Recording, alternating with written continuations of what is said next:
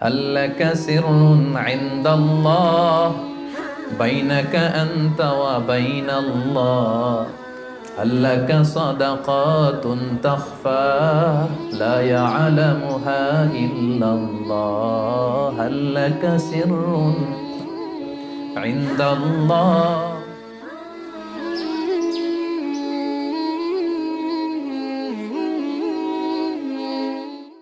السلام عليكم ورحمة الله وبركاته نحمده ونصلي على رسوله الكريم أما بعد فأعوذ بالله من الشيطان الرجيم بسم الله الرحمن الرحيم يا أيها الذين آمنوا كتب عليكم الصيام كما كتب على الذين من قبلكم لعلكم تتقون صدق الله العظيم اللهم صل على محمد وعلى آل محمد كما صليت على إبراهيم وعلى آل إبراهيم إنك حميد مجيد اللهم بارك على محمد وعلى آل محمد كما باركت على إبراهيم وعلى آل إبراهيم إنك حميد مجيد NTV দর্শক ফোরামের আয়োজনে আজকের এই প্রোগ্রামে যারা উপস্থিত হয়েছেন সবাইকে শুভেচ্ছা জানিয়ে শুরু করছি। শুরুতে আল্লাহ রাব্বুল ইজ্জা ওয়াল জালালের দরবারে আমরা শুকরিয়া জ্ঞাপন করছি, যিনি আমাদেরকে পবিত্র মাস রমাদানুল মুবারকে ইফতারের পূর্ব মুহূর্তে মালয়েশিয়ার রাজধানী কুয়ালালামপুরের ইন্টারকন্টিনেন্টাল হোটেলের এই বলরুমে একসাথে উপস্থিত হওয়ার তৌফিক এনায়েত করেছেন। আমরা ফরমালি আল্লাহকে থ্যাঙ্কস জানাই, শুকরিয়া জানাই। আমরা পড়ছি কালিমাতুশ শুকর, আলহামদুলিল্লাহ। এনটিভি দর্শক ফোরামের সকল ভাইদেরকে অভিনন্দন, যারা এসেছেন আপনাদেরকে মোবারকবাদ। মিডিয়া কর্মী যারা এসেছে সেই ভাইদেরকে মোবারকবাদ। ইনফিউশনের সঙ্গীত শিল্পীদেরকে মোবারকবাদ। আমরা এমন একটা মুহূর্ত এখন কাটাচ্ছি গোটা বিশ্বব্যাপী, সবার মধ্যে একটা আতঙ্ক, তাই না? অনেক দেশে লকডাউন চলছে এবং আক্রান্তের হার বাংলাদেশে বাড়ছে প্রতিদিন। ডেথ রিপোর্টও হাই। মালয়েশিয়া তো রিসেন্টলি দেখলাম যে খুব বাড়ছে। তো আমরা যে আসলে কত দুর্বল, আমরা যে দাম্ভিকতা দেখাই, অহংকার দেখাই, আসলে যে আমরা অ্যাজ এ হিউম্যান বিং কত দুর্বল, কত নগণ্য, কত তুচ্ছ। এই জন্য আল্লাহ রাব্বুল ইজ্জা ওয়াল জালালের কাছে আমরা কামনা করি যে আল্লাহ তাআলা যেন আমাদেরকে এই বিপদ থেকে মুক্তি দান করেন। গোটা বিশ্বের মানুষের মধ্যে যেন আল্লাহ তাআলা আবার স্বস্তি ফিরিয়ে আনেন। আমাদেরকে এই মহামারী থেকে যেন তিনি হেফাজত করেন, আল্লাহুম্মা আমিন। সম্মানিত সুধী, আমি একটি আয়াত দিয়ে আজকের আলোচনা শুরু করেছি। আয়াতটি অলমোস্ট মুখস্থ সবার, তাই না? রমাদানের কোনো আলোচনাতে গেলেই আমরা এই আয়াতটা শুনি, আর শুনতে শুনতে এমনি মুখস্থ হয়ে গেছে। ইয়া আইয়ুহাল্লাযীনা আমানু কুতিবা আলাইকুমুস সিয়াম কামা কুতিবা আলাল্লাযীনা মিন ক্বাবলিকুম লাআল্লাকুম তাত্তাকুন। আল্লাহ তাআলা ইরশাদ করছেন, ওহে বিশ্বাসীরা, তোমাদের উপর সিয়ামকে ফার্জ করা হয়েছে যেমনি তোমাদের পূর্ববর্তীদের উপরও ফার্জ করা হয়েছিল, যাতে করে তোমরা মুত্তাকি হতে পারো, আল্লাহ সচেতন হতে পারো। তাহলে বোঝা গেল এই যে এক মাস ব্যাপী যে আমরা সিয়াম পালন করছি, এটা শুধু আমাদের উপরই ফার্জ না, আমাদের আগেও যে সমস্ত জাতিগোষ্ঠী এসেছিল তাদের উপর আল্লাহ তাআলা ফারজ করেছিলেন। আর এটার উদ্দেশ্য কি? প্রাইম অবজেক্টিভ হচ্ছে লাআল্লাকুম তাত্তাকুন। আমার সাথে সাথে একটু পড়েন, লাআল্লাকুম তাত্তাকুন, যাতে করে তোমরা আল্লাহ সচেতন হতে পারো। মানে আল্লাহর ভয়টা এটা যেন তোমাদের মধ্যে ডেভেলপ করে, এটা যেন ইনক্রিজ করে, এটা যেন ইমপ্রুভ করে। এটা হচ্ছে সিয়ামের প্রাইম অবজেক্টিভ। তো এজন্য এই যে পুরো মাসব্যাপী যে আমরা রোজা রাখছি, আমাদের কিন্তু সবসময় এটা খেয়াল করতে হবে যে আমাদের এই যে গড কনসিয়াসনেস, আল্লাহ সচেতনতা বা আল্লাহর ভয়, এটা বাড়ছে কিনা। Is it increasing or decreasing? এটা কি বাড়ছে না কমছে? যদি আপনি ফিল করেন যে না, আল্লাহ সচেতনতা এই অ্যাট্রিবিউটটা আমার মধ্যে বাড়ছে, তার মানে আপনার সিয়াম ফলপ্রসূ হচ্ছে। আর যদি ফিল করেন না, আল্লাহ সচেতনতার কোনো ফিলিংস আমার মধ্যে নাই, তাহলে বোঝা গেল যে শুধু না খেয়ে থাকা আর না পান করে থাকাই হচ্ছে, আসলে সিয়ামের যে মূল অবজেক্টিভ সেটা পালন হচ্ছে না। প্রিয় ভাই এবং বোনেরা, দেখেন, সিয়াম এমন একটি ইবাদত যেটা আমরা শুধুমাত্র আল্লাহ সন্তুষ্টির জন্য করি, শুধুমাত্র আল্লাহকে দেখাই। এই সিয়ামটা শুধুমাত্র কাকে দেখাই? আল্লাহকে দেখাই। আমরা যে সালাত আদায় করি, এটা শুধু আল্লাহকে দেখাই না, অন্যদেরকেও দেখাই। আমি এখন সালাত আদায় করলে আপনারা দেখবেন না? আমি যদি চ্যারিটি করি, দান করি, একজন নিচ্ছে, আমি দিচ্ছি, দেখবেন না? দেখবেন। আমি যে হজে যাচ্ছি, প্লেনে চড়ে লাব্বাইক লাব্বাইক পড়ছে, লোকজন দেখে না? দেখে। কিন্তু সিয়াম হচ্ছে কেবলমাত্র একমাত্র এমন একটি ইবাদত যেটা দেখিয়ে করা যায় না। 10 জন লোক যদি এখানে দাঁড়ানো থাকে, আপনাকে যদি আইডেন্টিফাই করতে বলে, বলেন তো এই 10 জনের মধ্যে 5 জন হচ্ছে সিয়াম পালনকারী, মানে রোজা রেখেছে, আর বাকি 5 জন রোজা রাখেনি। এবার আপনি খুঁজে বের করেন কোন 5 জন রাখলো আর কোন 5 জন রাখলো না। কে কে বের করতে পারবেন বলেন তো দেখি? কেউ বের করতে পারবেন? বের করা সম্ভব না, কারণ চেহারা দেখে বোঝা যায় না যে কে রোজাদার আর কে বেরোজাদার। তো এই জন্য সিয়ামটা শুধু আল্লাহর জন্য আমরা রাখি, শুধু তিনিই জানেন আমি রোজা রেখেছি কি রাখিনি। ধরেন আমি বাসার ভেতরে ক্ষুধা, তো আমি যদি হুট করে কিছু খেয়ে ফেলি, খেয়ে আবার মসজিদে নামাজের সময় নামাজে গেলাম, সবাই মনে করবে আমি কি রোজাই রেখেছি, আসলে কি রাখছি? রাখি নাই। আবার আমার প্রচন্ড তৃষ্ণায় গলা কাঠ হয়ে আছে, আমি চাইলে কিন্তু কিছু পান করতে পারি দরজা বন্ধ করে, কেউ দেখছে না, একাকি। তো মানুষের কাছে যে আমি কিন্তু রোজাদারের ভান করতে পারি। তার মানে রোজা হচ্ছে এমন একটি ইবাদত যেটা পৃথিবীর কেউ টের পায় না যে আমি রেখেছি কি রাখিনি। একজন মাত্র টের পায়, তিনি কে? তার মানে সিয়াম পালনের মধ্য দিয়ে এই যে আল্লাহর ভয়টা, Allah is watching me, Allah is observing me, each and everything আমরা যেটা করছি আমাদের এই পার্থিব জগতে সবকিছু আল্লাহ দেখছেন, তিনি মনিটরিং করছেন। এই যে সেন্সটা, এটার নাম হচ্ছে তাকওয়া। এটার নাম কি? তাকওয়া। সো এই যে রোজা পালনের মধ্য দিয়ে আমাকে ফিল করতে হবে যে আমার এই তাকওয়াটা কি বাড়লো না কমলো।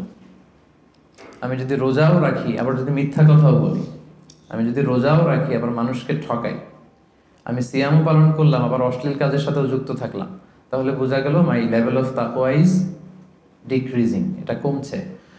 সো আমার ফার্স্ট অ্যান্ড ফরমোস্ট রিমাইন্ডার হচ্ছে আজকের এই আলোচনায় যে এই যে সিয়াম আমরা পালন করছি, আমাদের খেয়াল রাখতে হবে যে আমাদের তাকওয়ার লেভেলটা বাড়ছে কিনা, আমরা আমাদের তাকওয়ার লেভেলটাকে ইমপ্রুভ করতে পারছি কিনা।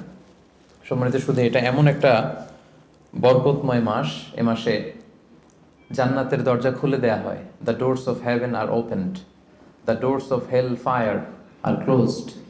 শয়তানকে চেইন আপ করা হয়। এর মানে হচ্ছে এবাদতের একটা চমৎকার পরিবেশ বিরাজ করে এ মাসে। এ মাসে আপনি তেলাওয়াত করে, আপনি জিকির করে, আপনি তাহাজ্জুদ পড়ে, আপনি কিয়ামুল লাইল করে যে মজা পাবেন, যে একটা আবহ তৈরি হবে, বছরের অন্য কোনো সময়টাতে কিন্তু এরকম হয় না। এবং তার চেয়ে মজার ব্যাপার হচ্ছে এই মাসে আমরা যত ইবাদত অফার করি এগুলোর সওয়াবগুলো জ্যামিতিক হারে বাড়ানো হয়। অন্যান্য মাসে নেক আমল করলে সেটার রিওয়ার্ডসগুলো দেওয়া হয় গাণিতিক হারে, কিন্তু এ মাসে যেই নেক কাজগুলো আমরা করব সেটার সওয়াবগুলো বাড়ানো হয় জ্যামিতিক হারে।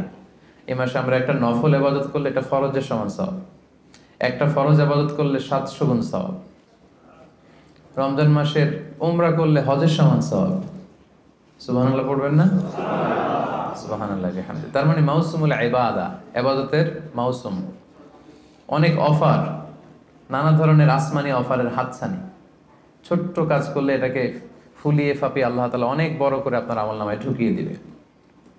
এবং এই মাসটা আসলে আল্লাহ রাসূল সাল্লাল্লাহু আলাইহি ওয়াসাল্লাম খুব বেশি দান করতেন। আল্লাহ রাসূল সাল্লাল্লাহু আলাইহি ওয়াসাল্লাম সবসময় দান করতেন। আল্লাহ রাসূল সাল্লাল্লাহু আলাইহি ওয়াসাল্লামের ডিকশনারিতে না ছিল না, কি ছিল না? না ছিল না। কেউ এসে কিছু চাইলেই উনি দিয়ে দিতেন সাথে সাথে। নো বলতে জানতেন না, নো, না, এটা তিনি বলতে জানতেন না। তো হাদিস শরীফ এসেছে আল্লাহ রাসূল সাল্লাল্লাহু আলাইহি ওয়াসাল্লাম কানা আজওয়াদু বিল খাইরি মিনার রিহিল মুরসালা, প্রবাহিত বাতাসের চেয়েও আল্লাহ রাসূল সাল্লাল্লাহু আলাইহি ওয়াসাল্লামের বদান্যতা এই মাসে খুব বেশি দেখা যেত। প্রবাহিত বাতাস, ব্লোয়িং উইন্ড যেমনি যখন প্রবাহিত হতে শুরু করে সবার গায়ে যেমনি লাগে, বাতাস যদি বয় এটা কি শুধু মুসলমানদের গায়ে লাগে? কথা বলেন, সবার গায়ে লাগে। পূবালী বাতাস যখন আসবে, দক্ষিণা বাতাস যখন আসবে, আস্তিক নাস্তিক, মুসলিম অমুসলিম সবার গায়ে যেমনি বাতাসের হিমেল ছোঁয়া এসে টাচ করে, রাসূল সাল্লাল্লাহু আলাইহি ওয়াসাল্লামের দানটাও এরকম সর্বব্যাপী ছিল। দেদারসে দান করতেন, হাত খুলে দান করতেন। বছরের কখনো রাসূল সাল্লাল্লাহু আলাইহি ওয়াসাল্লামকে এত বেশি দান করার জন্য উদগ্রীব হতে দেখা যেত না। রমাদান আসলে তিনি যতটা দান করতেন। এবং আল্লাহ রাসূল সাল্লাল্লাহু আলাইহি ওয়াসাল্লাম মানুষকে ইফতার শেয়ার করার ব্যাপারে উৎসাহিত করেছেন। তিনি আল্লাহ রাসূল সাল্লাল্লাহু আলাইহি ওয়াসাল্লাম বলেছেন যে সিয়াম পালনকারী কাউকে যদি কেউ ইফতারি করায় তাহলে সে রোজা রেখে যে সওয়াব পেল, আপনি ইফতারি করানোর কারণে ঠিক ওই পরিমাণ সওয়াব পেয়ে যাবেন। যিনি রোজা রেখেছেন তার সওয়াব থেকে কোনো অংশই কমানো হবে না। তো সাহাবারা বললেন, ইয়া রাসূলুল্লাহ, আমাদের তো এত সামর্থ্য নেই যে আমরা মানুষকে ইফতারি করাবো। আল্লাহ রাসূল সাল্লাল্লাহু আলাইহি ওয়াসাল্লাম বললেন যে ওয়ালাউ বিতামরা, একটা খেজুর দিয়েও যদি ইফতারি করাও তাহলেও এই সওয়াবটা পাবে। মাযকাতুল লাবান, এক ঢোক দুধ দিয়ে যদি করাও, ওয়ালাউ শারবাতুমা, এক ঢোক পানি দিয়েও যদি কোনো রোজাদারের ইফতারি তুমি করাও, তাহলে আল্লাহ তাআলা তোমার আমল নামে এই সওয়াব দিয়ে দিবে। সো আমাদের জন্য এটা হচ্ছে দ্য মান্থ অফ অপরচুনিটি, অনেক বেশি সওয়াব কামানোর, অনেক বেশি রিওয়ার্ডস কামানোর একটা সুযোগ, এবং বিশেষ করে দান করার একটা অফুরন্ত সুযোগ। আপনি খেয়াল করে দেখেন যে আমরা মাঝে মাঝে অফার পেলে জিনিসপত্র খুব কিনি না। ধরেন একটা ব্লেজার আপনার কেনার খুব একটা দরকার নেই, দেখলেন যে 70% অফ। কত পার্সেন্ট? একটাও দরকার নাই, এখন যে 3টা কিনবো, কয়টা কিনবো? কারণ অফ, এখানে সেল দেয়া হচ্ছে, অপরচুনিটি দেয়া হচ্ছে, অফার দেয়া হচ্ছে। তো এই মাসটা হচ্ছে অফারের মাস। আল্লাহ তাআলা সওয়াব দেওয়ার জন্য বসে আছেন, কিন্তু নেয়ার জন্য আমরা প্রস্তুত না। তো সম্মানিত সুধী, এজন্য আমাদের দানের হাতকে প্রশস্ত করার ট্রাই করতে হবে। নানাভাবে এই রমাদানুল মুবারকে আমরা আল্লাহ তাআলার প্রিয় ভাজন হতে পারি অনেকগুলো কাজের মধ্য দিয়ে। এই স্বল্প সময়ে হয়তো সবগুলো টাচ করা সম্ভব হবে না, এজন্য আমি ভেবেছি দান করার মধ্য দিয়ে কিভাবে আমরা আল্লাহ তাআলার প্রিয় ভাজন হতে পারি, এই ব্যাপারটা আজকে ইফতারের আগ পর্যন্ত আমি একটু টাচ করবার চেষ্টা করবো ইনশাআল্লাহ। ডোনেশন করা আমরা করি না সবাই? আমরা ডোনেশন করি, চ্যারিটি করি, আমরা যাকাত দেই, অথবা আমরা নর্মাল চ্যারিটি করি, নফল দান করি। এই দানটাকে আল্লাহ তাআলা খুব বেশি পছন্দ করেন, অত্যন্ত বেশি ভালোবাসেন। এবং মজার ব্যাপার হচ্ছে, যারা দুনিয়াতে বেশি বেশি চ্যারিটি করে, ডোনেশন করে, মানে দান করে, তারা কিয়ামতের দিন নিজের আমলনামা দেখে নিজেই বিশ্বাস করতে পারবে না। তারা নিজের আমলনামা দেখে বলবে, আল্লাহ এত দান তো করি না, আমি দান করেছি ঠিক আছে, কিন্তু এত তো করি নাই, এটা হয়তো অন্য কারো আমলনামা, আমাকে ভুলে দেয়া হয়েছে। আল্লাহ বলবেন, না, এটা তোমারই আমলনামা। কামা ইউরাব্বি আহাদুকুম ফুলুবাহু, সহিহ বুখারীর বর্ণনা। আল্লাহ তাআলা বলেন, গরু যারা পালে, যখন বাছুর হয়, উট যারা পালে আরব দেশে, যখন উটের বাচ্চা হয়, উটের মালিক খুব খুশি হয়, তখন সেই বাচ্চাটাকে খাইয়ে দাইয়ে পেলে পুষে বড় করে। আল্লাহ বলেন যে তুমি দান করেছিলে অল্প, কিন্তু এই ছোট্ট দানের সওয়াবটাকে আমি খাইয়ে দাইয়ে পেলে পুষে বড় করে হাত্তা তাকুনা মিসলাল জাবাল, বিশাল উহুদ পাহাড়ের সমান করে তোমার আমলনামায় ঢুকিয়ে দিয়েছি। সুবহানাল্লাহি ওয়া বিহামদিহি। তো ওই সময় যে যদি আপনি বিশাল বিশাল পাহাড়ের সমান সওয়াব দেখেন, আপনি কি সারপ্রাইজ হবেন না? হ্যাঁ, এটা হচ্ছে দ্য বিগেস্ট সারপ্রাইজ। অবাক হয়ে যাবেন আপনি, যে দিয়েছিলাম তো 10 রিঙ্গিট, দিয়েছিলাম কত, এখন দেখি যে 10 মিলিয়ন রিঙ্গিট হয়ে গেছে। সুবহানাল্লাহি ওয়া বিহামদিহি। সো এটা হচ্ছে এই অপরচুনিটিগুলো লুফে নেয়ার মাস। আমরা দেয়ার মাধ্যমে আল্লাহ তাআলার প্রিয় ভাজন হতে পারি। আর দিলে কখনো কমে না, দিলে কখনো কমে না। হাদিসে কুদসিতে আল্লাহ বলেন, আনফিক উনফিক আলাইক, ইবনা আদম আনফিক, তুমি দান করো, উনফিক আলাইক, আমি তোমাকে দেব, তুমি দাও তাহলে আমি তোমারে দেব। আমরা অনেক সময় মনে করি যে দিলে চলে যাবে, আসলে আপনি দিলে নতুন জিনিস পাবেন। লেটস সে আমার হাতে ধরেন এই যে ক্রেস্টটা দেয়া হলো, এটা আমি ধরে রাখলাম, তো এই 2 হাত দিয়ে ক্রেস্টটা ধরে রাখা অবস্থায় যদি আপনি আরো বড় কিছু দেন, ওটা নিতে পারবো? কথা বলেন, পারবো? এইটার দিয়ে দিলে কাউরে আর একটা বড় একটা নিতে পারবো, তাই না? আর ওইটা যদি দিয়ে দেয়, তখন আরো বড় কিছু নিতে পারবো। সো আপনি দিয়ে দেন, আপনি দেন, আসল দেয়ার মালিক হচ্ছেন আল্লাহ। তিনি দিয়ে একেবারে ভরিয়ে দিবেন আপনার জীবন। এবং আল্লাহ তাআলার দরবারে তার ভান্ডারে কি কোনো ঘাটতি কমতি আছে? হাদিসে কুদসিতে এসেছে, আপনা আদম লাউ আন্না আউওয়ালাকুম ওয়া আখিরাকুম ওয়া ইনসাকুম ওয়া জিন্নাকুম কামু আলা সাঈদিন ওয়াহিদ, হে বনি আদম, তোমাদের সবাই, পৃথিবীর শুরু থেকে আজ অবধি সবাই মিলে যদি বিশাল ময়দানে দাঁড়িয়ে যার যত ডিজায়ার, ডিমান্ড, কামনা, আকাঙ্ক্ষা আছে, চাইতে শুরু করো আমার কাছে, একটার পর একটা চাইতে থাকো, চাইতে থাকো। আর আমি আল্লাহ যদি তোমাদের সবার যার যা লাগবে সবও দিয়ে দেই, আমি আল্লাহর ধনভাণ্ডারের 1 ইঞ্চিও কমবে না, 1 ইঞ্চিও কমবে না। তো এজন্য আমাদের দানের হাতকে বিস্তৃত করা উচিত। দানের উপমা আল্লাহ তাআলা দিয়েছেন, মাসালুল লাযীনা ইউনফিকুনা আমওয়ালাহুম ফি সাবিলিল্লাহি কামাসালি হাব্বা আমবাতাত সাবআ সানাবিলা ফি কুল্লি সুমবুলাতিন মিআতু হাব্বা ওয়াল্লাহু ইউদাঈফু লিমান ইয়াশা ওয়াল্লাহু ওয়াসিউন আলিম। দানের দৃষ্টান্ত হচ্ছে শস্য বীজের মতো, চারা বীজের মতো। যে চারা বীজ মাটিতে আপনি গেড়ে দিলেন, সেখান থেকে বেরোলো 7টা শীষ, আর প্রতিটি শীষে বেরোলো 100 শস্য দানা। সুবহানাল্লাহ। তার মানে 1 টাকা দান করলেন, এখান থেকে হয়ে গেল 700। এখান থেকে কি, মানে কত চমৎকার মেটাফরিক্যাল একটা উপমা বা উদাহরণ, যে দানের উপমা, এই যে আমরা আল্লাহর ফিসাবিলিল্লাহ দেই, হ্যাঁ, মানুষকে যে দান করি, এটার উপমা হচ্ছে একটা বীজের মতো। বীজ রোপণ করে দিলে 7টা শীষ গজালো, প্রতি শীষে 100 শস্য দানা। 7 গুণ 100তে কত হয়? 700। এভাবে আল্লাহ বাড়াতে থাকেন, শুধু বাড়াতেই থাকেন। তো এজন্য এই রমাদানে আমাদের দানের হাতটাকে একটু বিস্তৃত করা উচিত। আমি গত 2 বছর আগে খুব সম্ভবত এই হলরুমে এসেছিলাম এনটিভি ভিউয়ার্স ফোরামের একটা প্রোগ্রামেই। তো এসে দেখেছি আলহামদুলিল্লাহ এখানে যারা ইনভাইটেড গেস্ট এরা বেশ সচ্ছল লোকজন, মানে বিজনেস ম্যাগনেট টাইপের আর কি, খুব পয়সাওয়ালা লোকজন, ব্যবসায়ী, হয়তো বড় ব্যবসায়ী, সিআইপি ভিআইপি টাইপের হবেন। কুয়ালালামপুরের যারা ধনী লোকজন তাদেরকে দেখেছিলাম সে বছর ইনভাইট করেছিল। তো আমি আজকে আসার আগে মনে মনে ভাবলাম আজকে হয়তো তাই ঘটবে, অনেক ব্যবসায়ীদের সাথে দেখা হবে। তো ওনাদের জন্য সবচেয়ে চমৎকার ওয়াজ হবে এই ডোনেশনের ওয়াজ। কি বলেন? দান করার ব্যাপারে যদি ওনাদেরকে উদ্বুদ্ধ করি কাজে লাগবে। লেটস সে রিক্সাওয়ালাদের একটা ফোরামে আমি গেলাম, ওখানে যেয়ে যদি আমি দানের ওয়াজ শুরু করি, কোনো কাজ হবে? ওনারা বুঝতে পারবে আর হ্যাঁ হ্যাঁ করতে পারবে, কিন্তু দিতে পারবে নাকি? দিতে পারবে না আপনারা, তাই না? তো এই জন্য আমি ভেবেছি যে অল্প কয়েক মিনিট দানের ব্যাপারে আমাদের অনেক মিসকনসেপশন থাকে। কিভাবে দানটা করব, কোথায় দান করব, ডোনেশনের সিস্টেমটা কি, কীভাবে চ্যারিটি করতে হয়, আমি অল্প কয়েক মিনিটে সেটা বলার চেষ্টা করব। সাদাকায়নের কিছু ইসলামী দৃষ্টিভঙ্গি আছে, সিস্টেম আছে। এই সিস্টেমগুলো ফলো করে যদি আপনি দান করেন আপনার এটার প্রোডাক্টিভিটি অনেক হাই হবে, মানে আপনি অল্প দিলেও এটার সওয়াব হয়ে যাবে অনেক বেশি। তো এরকম 10টা পয়েন্টসে আমি 10-15 মিনিটে শেষ করবার চেষ্টা করবো ইনশাআল্লাহ।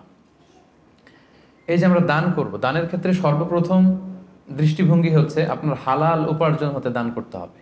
হালাল উপার্জন থেকে। আপনি হারাম থেকে যদি দান করেন ওইটা আবার আল্লাহ কবুল করবে না।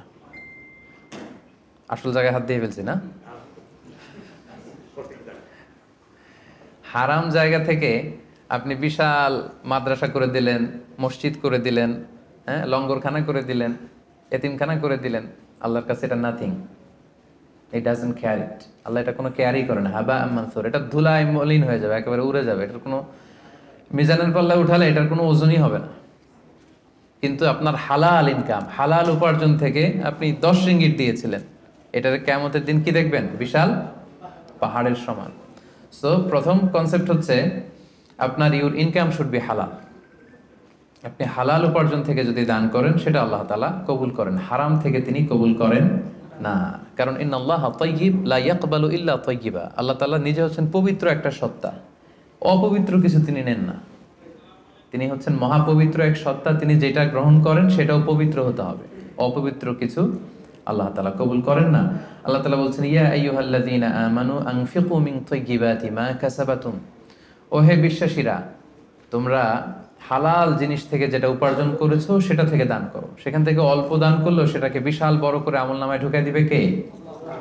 আর যদি আপনি হারাম থেকে দান করেন ওইটা কিন্তু আল্লাহ তাআলার কাছে কবুল হবে না।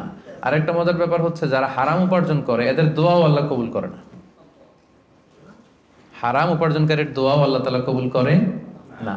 তাহলে এই যে আমরা দান করব, আপনারা যারা ব্যবসায়িক গ্রুপ আছেন আপনারা তো অনেক দান করেন, আপনারা নিঃসন্দেহে জাকাতও পে করেন অন টাইমে। আমি বিশ্বাস করতে চাই যে এখানে অল আর মানে সবাই জাকাত দেন, জাকাত পে করেন। জাকাত ছাড়াও এমনি নর্মাল চ্যারিটিও আপনারা খুব করেন, এটা আমি বিশ্বাস করি। তারপর রিমাইন্ডার হিসেবে এগুলো বলা, রিমাইন্ডার। আল্লাহ তাআলা বলছেন ওয়াযাক্কির ফাইন্না যিকরা তানফাউল মুমিনিন। তুমি রিমাইন্ডার দাও, উপদেশ দাও। এই উপদেশগুলো, রিমাইন্ডারগুলো বিশ্বাসীদের অনেক কাজে দেয়। যারা বিশ্বাসী তাদের অনেক কাজে লাগে, এজন্য রিমাইন্ডার হিসেবে বলা। নিঃসন্দেহে আপনারা চ্যারিটি করেন, সাদাকা করেন, তারপরও রিমাইন্ডার হিসেবে। তাহলে আমাদের আলোচনাটা মনে রাখতে হবে, প্রথম পয়েন্ট হচ্ছে যে হালাল উপার্জন থেকে দান করতে হবে, হারাম থেকে দান করা চলবে না।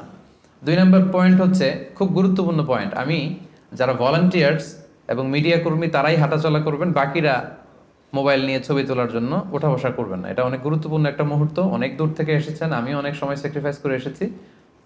আমার মনে হয় মনোযোগ দিয়ে কথাগুলো শুনবার চেষ্টা করুন। 2 নম্বর পয়েন্ট হচ্ছে ভালো জিনিসটা আল্লাহর রাস্তায় দান করতে হবে, ভালোটা।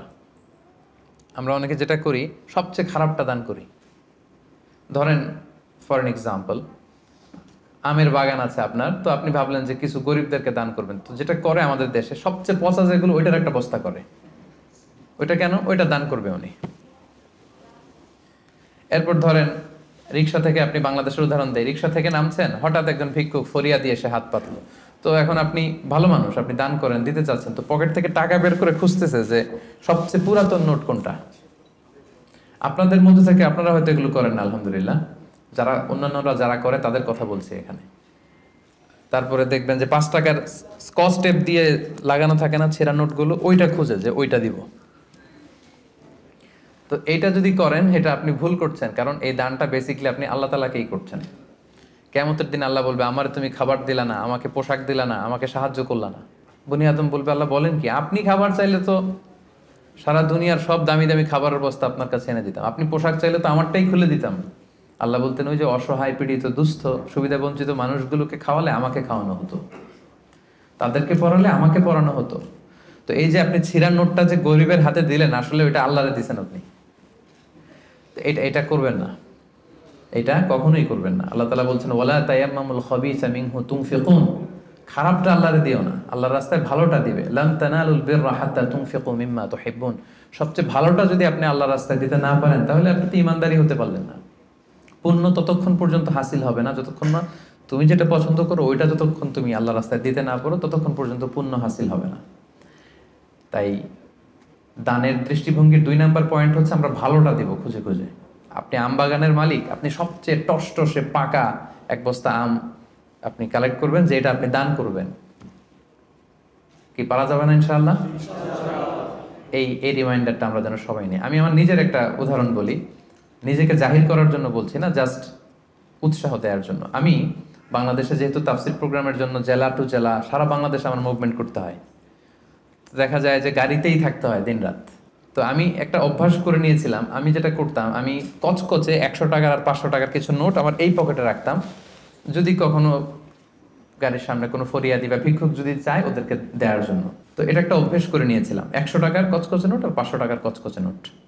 এই এই আয়াত করে আমার এই ফিলিংসটা এসেছে যে না, ভালোটা দিব আমি সবচেয়ে। তো আমার মনে পড়ে মেঘনা টোল প্লাজার এখানে একটা ছোট্ট জ্যাম হয়, তো তখন অনেক খোড়া ল্যাংরা লোকজন এসে এরকম হাত পাতে।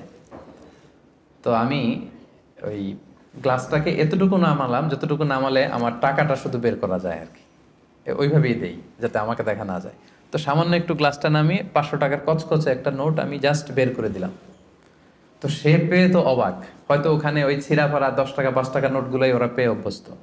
তো 500 টাকার কচকচে নোট যখন পেয়েছে, তখন সে এভাবে হাত তুলে দোয়া করতেছে আর হাসি, কি হাসি, ভুবন রাঙানো হাসি। মানে 5 লক্ষ টাকা দিয়ে ওই হাসি আমি কিনতে পারবো না। আমার বাসার পাশে এক মসজিদ, একবার আসরের সালাতে গেলাম, এক অন্ধ লোক সালাম ফেরানোর পরে বলল যে আমি অন্ধ, একটু আমাকে সহায়তা করবেন। একজন ওনাকে হাতে করে মসজিদের বারান্দায় দাঁড় করায় দিল। তো পকেটে হাত দিয়ে দেখি কোনো টাকা নেই, বাসা খুব কাছে, বাসায় চলে গেলাম, আবার ওই 500 টাকার কচকচে একটা নোট নিয়ে আসলাম। তো নিয়ে এসে ওনার কাছে হাত ধরে বললাম যে আপনি টাকা ধরলে চেনেন নাকি? বলে হ্যাঁ চিনি। দেখেন তো এটা কত? বলে 500 টাকা। মানে অন্ধদের আল্লাহ এই ক্যাপাসিটিটা দিয়েছে, এরা আপনার ওই 10 টাকা 100 টাকা 500 টাকা ধরে চিনতে পারে। তো আমি বললাম যে এটা সাবধানে রাখেন। তো এটা নিজেকে জাহির করবার জন্য না, জাস্ট প্রসঙ্গক্রমে উৎসাহ দেওয়ার জন্য যে আমরা কিন্তু চাইলে এই অভ্যাসটা করতে পারি। নট নেসেসারি যে 100 টাকার 500 টাকার হতে হবে। ধরেন যে 10 টাকার কচকচে নোট নিয়ে আপনি সবসময় ঘুরলেন এবং এটা প্ল্যান করলেন যে যখন দিব এই চকচকে 5 টাকার নোটটা দিব, কারণ আল্লাহ বলেছেন সবচেয়ে ভালোটা আমার রাস্তায় দাও। তো এই অভ্যেসটাকে আমরা একটু করতে পারবো ইনশাআল্লাহ, ইনশাআল্লাহ। তো এই অভ্যেসটা যেন করি যে সবচেয়ে ভালোটা আমি দিব আল্লাহর রাস্তায়। 3 নাম্বার হচ্ছে প্রয়োজনের অতিরিক্তটা দিবেন, প্রয়োজনাতিরিক্ত। এটা একটা গুরুত্বপূর্ণ ব্যাপার। ইসলাম দেখেন কত ব্যালেন্সড, কত ভারসাম্যপূর্ণ। ইসলাম বলে না যে আপনি সব উজাড় করে দেন, না, আপনি খরচের পরে যেটা আপনার অতিরিক্ত ওইখানে ইসলাম ভাগ বসিয়েছে যে দাও, ওইখান থেকে দাও। ইয়াসআলুনাকা মাযা ইউনফিকুন কুলিল আফওয়া, তারা জিজ্ঞেস করে নবী কি দান করব? আল্লাহ বলেন নবী আপনি তাদের বলে দেন অতিরিক্ত যেটা তোমার লাগে না ওইটা দান করো। আল্লাহ রাসূল সাল্লাল্লাহু আলাইহি ওয়াসাল্লাম, ওই যে বলেছিলাম ওনার ডিকশনারিতে কি নাই, ভুলে গেছেন এতক্ষণে? আল্লাহ রাসূল সাল্লাল্লাহু আলাইহি ওয়াসাল্লাম ডিকশনারিতে কি নেই? মানে কেউ চাইলে না বলতে পারতেন না উনি। একবার আল্লাহ রাসূল সাল্লাল্লাহু আলাইহি ওয়াসাল্লামের গায়ে একটা মাত্র জামা, এক ফরিয়াদে এসে বললেন ইয়া রাসূলুল্লাহ আ'তিনি কামিসান, একটা জামা দেন আমাকে। রাসূল সাল্লাল্লাহু আলাইহি ওয়াসাল্লাম গায়েরটাই খুলে দিয়ে দিলেন। সুবহানাল্লাহ পড়বেন না? তো এখন গায়ে যেহেতু জামা নাই, সাহাবারা নানা কাজে এসেছে, উনি বেরো হতে পারেন না, ঘরে বসে আছেন। এবার আল্লাহ আয়াত নাযিল করলেন ওয়াল্লাযীনা ইযা আনফাকু লাম ইউসরিফু ওয়া লাম ইয়াকতুরু ওয়া কানা বাইনা যালিকা কাওয়ামা। এর অর্থ হচ্ছে মুমিনের বৈশিষ্ট্য হবে তারা যখন দান করবে তারা ব্যালেন্সড চ্যারিটি করবে, ভারসাম্যপূর্ণ দান, মানে তার প্রয়োজনের অতিরিক্ত যেটা ওইটা দিবে, খুব কৃপণতাও করবে না, আবার দিয়ে একেবারে সব উজাড় করে দিবে না। মানে এই আয়াত দিয়ে আল্লাহ তাআলা বোঝাতে চাইলেন নবীকে যে নবী, জামা যদি দুইটা থাকতো তো একটা দিতেন, জামা যদি দুইটা থাকতো তো একটা পরছেন আর একটা দিয়ে দিতেন, সেটা ঠিক ছিল। বাট ছিলই কয়টা? একটা। ওইটাই যে দিয়ে দিছেন, এখন আপনার হবে কি? সুবহানাল্লাহ বিহামদিহি। কি দয়ালু নবী ছিলেন, কি দাতা নবী ছিলেন, কি দানশীল ছিলেন, কি জেনারাস ছিলেন। তো দানের ক্ষেত্রে ইসলামের দৃষ্টিভঙ্গি হচ্ছে ভারসাম্যপূর্ণ দান করতে হবে, সব উজাড় করে দিয়ে দেওয়া যাবে না। আপনার এই যে কষ্টে উপার্জিত সম্পদ, এটা ব্যবহারের সবচেয়ে বেশি হকদার আপনি নিজেই, আপনার ফ্যামিলি। তো আপনাদের খরচ শেষে অতিরিক্ত যেটা থাকবে সেটা আপনি দান করতে পারেন। তাহলে কয়টা পয়েন্ট বললাম? 3টা। আপনাদের মনোযোগ আছে তো, নাকি কষ্ট হচ্ছে? এই তো আর কিছুক্ষণ পরে আমরা ইফতারি করবো ইনশাআল্লাহ। 4 নম্বর পয়েন্ট হচ্ছে দানে শো অফ থাকতে পারবে না, মানে লোক দেখানোর জন্য দান করা যাবে না। এটা আমরা অনেকে করে ফেলি দেখানোর জন্য। আমারে বড় শিল্পপতি বলবে, দানবীর বলবে, হাতেম তাই, হ্যাঁ আমার নাম পত্রিকায় আসবে।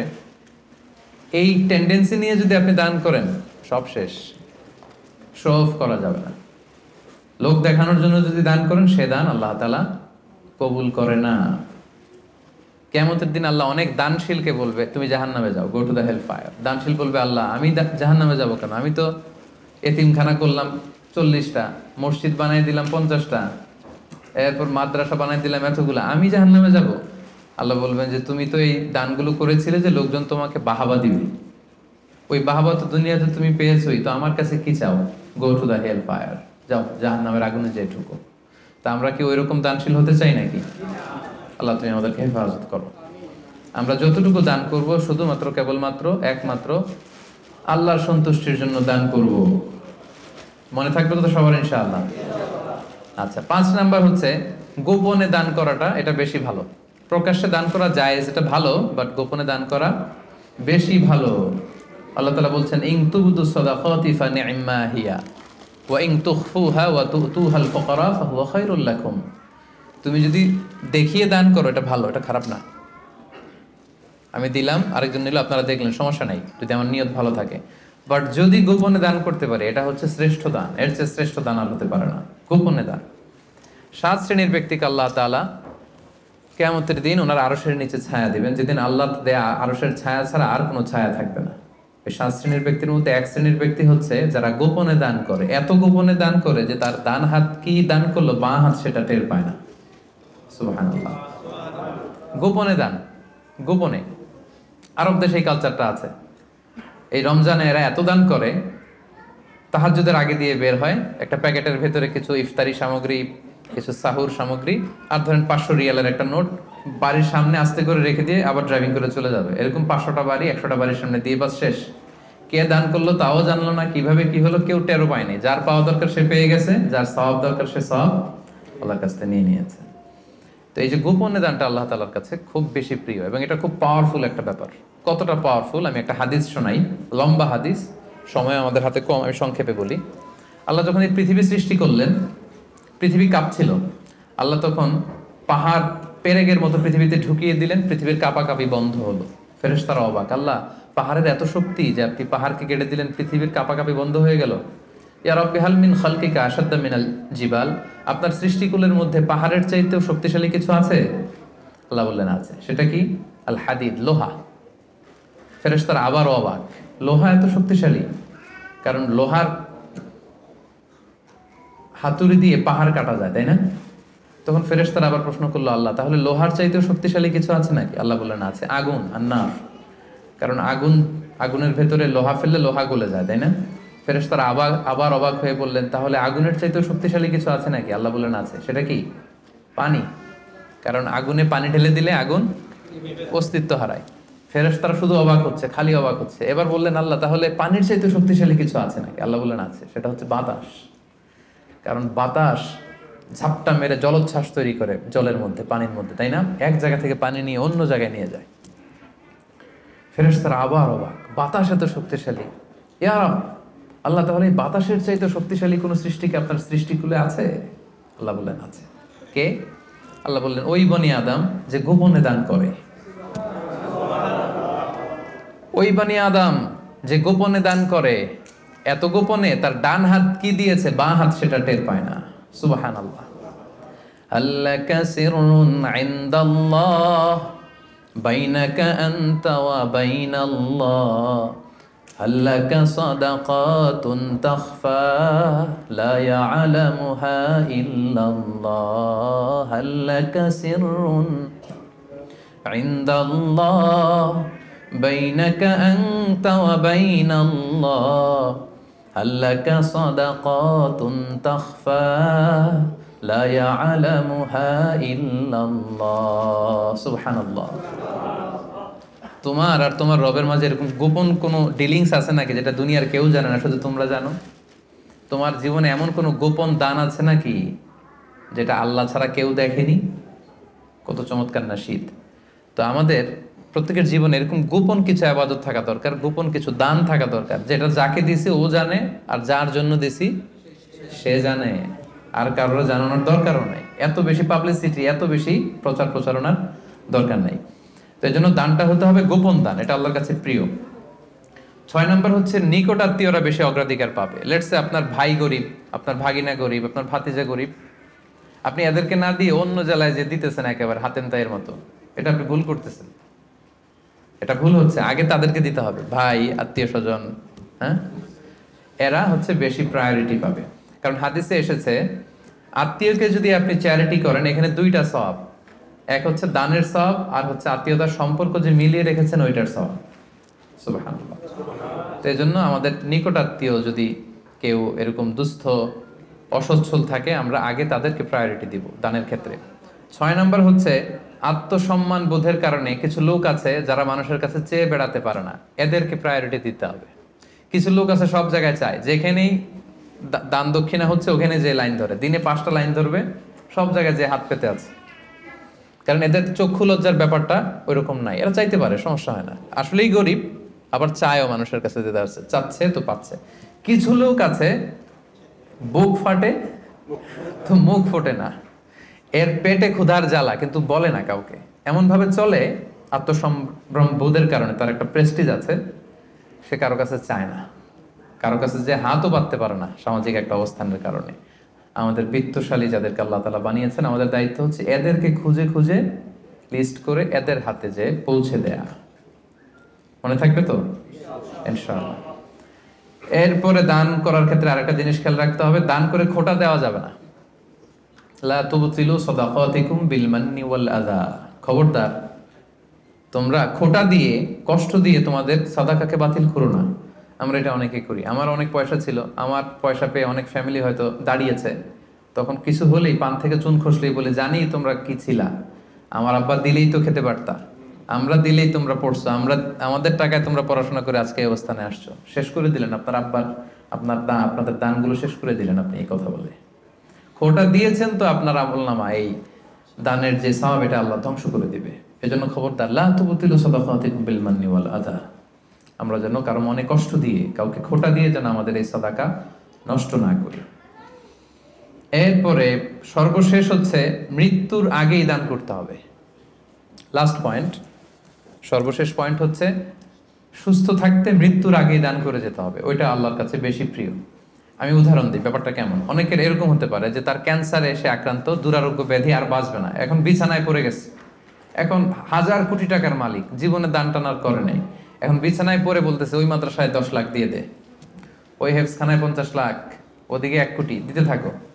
তো এটা তো আপনি এখন আর ভোগের সুযোগ নেই, এই জন্য দিচ্ছেন আপনি, তাই না? এটা আপনি যদি নাও দেন, এটা অন্যরা ভাগ বটরা করে নিয়ে যাবে আপনার মৃত্যুর পরে, আপনি শেষ, এরপর লোকজন যা পাওয়ার পাবে, আপনার ভোগের সুযোগই নাই আর। তো ওই অবস্থায় যে যেন টনক না নড়ে আমাদের। আল্লাহ রাসূল সাল্লাল্লাহু আলাইহি ওয়াসাল্লামকে জিজ্ঞেস করা হয়েছে, ইয়া রাসূলুল্লাহ আইয়ু সাদাকাতি আ'যামু আজরা, কোন সাদাকায়, কোন দানে সওয়াব বেশি? রাসূল সাল্লাল্লাহু আলাইহি ওয়াসাল্লাম বললেন, ওয়া আনতা সাদাকা ওয়া আনতা সহিহুন শাহীহ তাখশাল ফাকরা ওয়া তা'মুলুল গানা। এমন অবস্থায় দান করো যখন তুমি সহিহ শাহীহ, তুমি সুস্থ, আর এটা উপভোগের সুযোগ আছে। যখন আমরা এখন সবাই সুস্থ না, এখন আমাদের টাকা লাগবে, আমাদের গাড়ি কিনতে হয়, বাড়ি কিনতে হয়, ফ্যামিলি খরচের জন্য দিতে হয়, টাকাটা খুব দরকার এখন আমাদের, এবং এটা খরচ করার সুযোগ আমার আছে। এখন যদি আপনি দান করেন, এই দানটা আল্লাহ তাআলার কাছে বেশি প্রিয়। এখন আপনি বিছনায় পড়ে ক্যান্সারে আক্রান্ত, কোভিড-19 যান যায় ডাক্তার বললো আশা ছেড়ে দিছে আমরা, আপনি হয়তো আর বাঁচবেন না। এখন আপনি ওই মাদ্রাসায় 50 লাখ, ওই এতিমখানায় 20 লাখ দিতেছেন। তো এটা হচ্ছে আপনি ঠেকায় পরে দিচ্ছেন, চিপায় পরে, ভেজালে পরে দিচ্ছেন আর কি। এই দানটা আল্লাহর কাছে কতটুকু যে সওয়াব পাবেন আল্লাহই ভালো জানে। তো এই ঝামেলায় ভেজালে পড়ার আগে, বিপদে পড়ার আগে আমাদেরকে দান করতে হবে। যখন আমি শাহী সুস্থ, এখন আমার উপার্জনের অনেক সুযোগ আছে। তো সম্মানিত সুধী, এই রমাদান হচ্ছে আমাদের এই সাদাকার সবচেয়ে বড় সুযোগ।